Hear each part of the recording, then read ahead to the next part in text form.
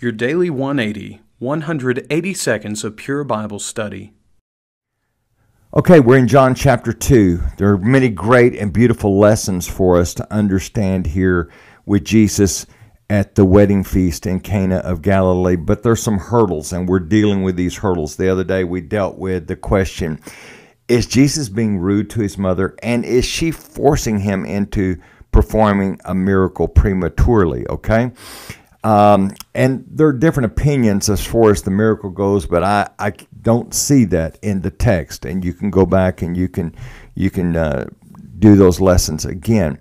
Right now we're dealing with the idea, did Jesus make beverage alcohol? And yesterday we saw Isaiah 65 verse 8, Jeremiah 48 and verse 33, and that's not the totality of the verses, shows that sometimes wine is referred to as a non-alcoholic beverage, pure grape juice. I'm not saying it's always that, but I'm saying sometimes it refers to that.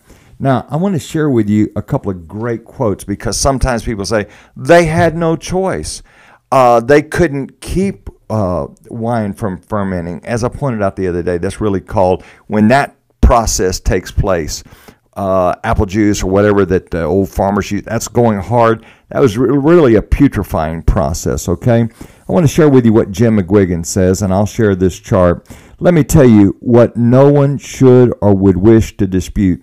The ancient world drank and often got drunk on intoxicating drinks as they do to this day. That I judge beyond dispute, and it is spoke about in the Old Testament in particular. Let me tell you what I think is untrue and what no one should claim without plain proof. The ancient world drank nothing but intoxicating wine and drinks. He's saying that's not true. That's just not true.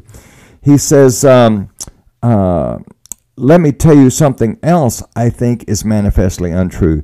The ancients could not keep grape juice from fermenting. They not only could, they did it all the time. And he lists several methods there. Now let me share you, and I'm going to include that chart. Let me share with you what William Patton said in his great little book, Bible Wines. He said, Professor Donovan, in his work on domestic economy, mentioned three methods by which all fermentation could be prevented. Grape juice will not ferment when the air is completely excluded. We call that canning, okay?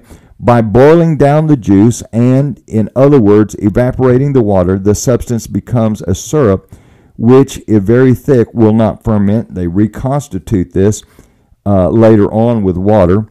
If the juice be filtered, number three, if the juice be filtered and deprived of its gluten or ferment, the production of alcohol will be impossible.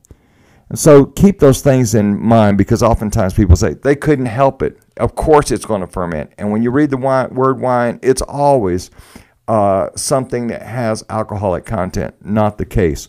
We'll talk about one more aspect that needs to be considered.